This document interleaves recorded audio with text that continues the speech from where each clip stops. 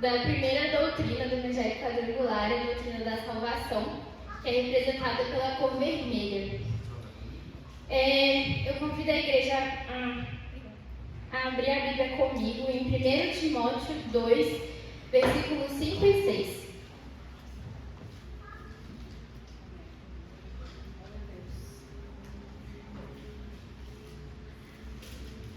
Uma honra estar aqui. Amém.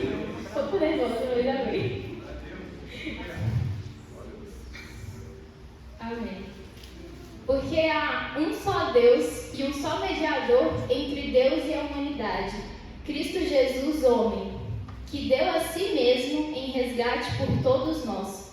Testemunho que se deve dar em tempos oportunos. Glória a Deus? Amém. Te convido a fazer uma oração comigo, agradecendo a Deus pela salvação. Amém? Senhor Jesus, eterno Pai, muito obrigado, Deus, por esse dia. Obrigado, Deus, porque nós estamos aqui com o coração sedento, Pai. Obrigado, Jesus, porque se não fosse pelo Teu sacrifício da salvação, nós não estaríamos aqui. Obrigado, Deus, por esse presente, por essa dádiva, por essa graça que foi nos dado sem que nós merecêssemos, Senhor. Que nós possamos viver todos os dias das nossas vidas, Pai, em total redenção ao Senhor, buscando sempre sermos mais parecidos contigo, Pai. Eu te louvo e te agradeço, em nome de Jesus. Amém.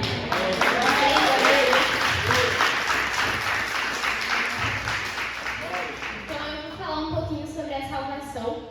E a salvação, ela, por muito tempo, ela foi pregada como se fosse uma ameaça.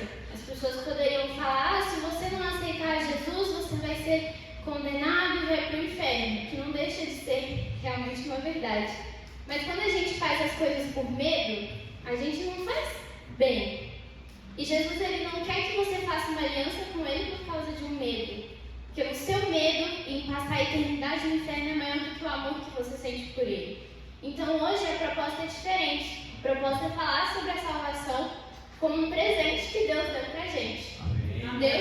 Deus tinha um propósito, e além de ele ter criado tudo, assim, ser super criativo, Deus ainda tinha um propósito maior. Que ele falou, eu vou mandar Jesus para que ele pudesse dar a salvação para a gente. E se ele não tivesse feito isso, a gente talvez não estaria aqui. A gente estaria condenado a uma vida eterna, de morte, de dor, de tristeza. E Jesus então traz essa salvação como um presente, uma coisa que nós não merecemos, que é a graça de Deus, e que por causa dela, Deus fez uma promessa conosco, que é vivermos a eternidade com Ele. E a salvação, então, a primeira pergunta que eu faço para vocês é: do que eu sou salvo através da salvação? Igual eu falei, a salvação de Deus, ela nos permite uma promessa eterna, uma aliança eterna.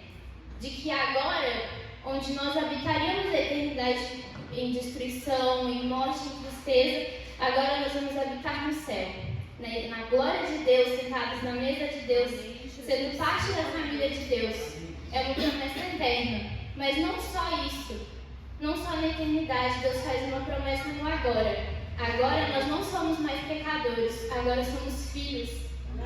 Deus nos deu uma nova identidade, que agora nós somos da família dele. E o que isso significa?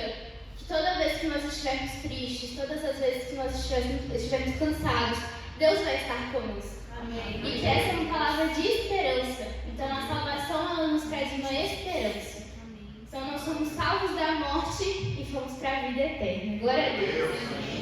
E para que nós somos salvos? Jesus, assim como Deus teve um propósito para ele, Deus também tem um propósito para cada um que está aqui. Deus dá dons, dá talentos, que é até o tema que a gente está trabalhando no Ministério Infantil, que cada um foi feito para um propósito específico, mas que todos os propósitos têm uma só missão, que é o ID. Ir pelo mundo todo e pregar o Evangelho. Ir pelo mundo todo e falar sobre a salvação, falar sobre a graça de Deus. Essa salvação, ela é linda porque ela nos transforma. E quando nós somos verdadeiramente salvos, as pessoas veem a graça de Deus sobre a nossa vida e elas querem um pedacinho dessa graça. Então, que hoje nós possamos sair daqui motivados a fazer o ID, a pregar a palavra de Deus e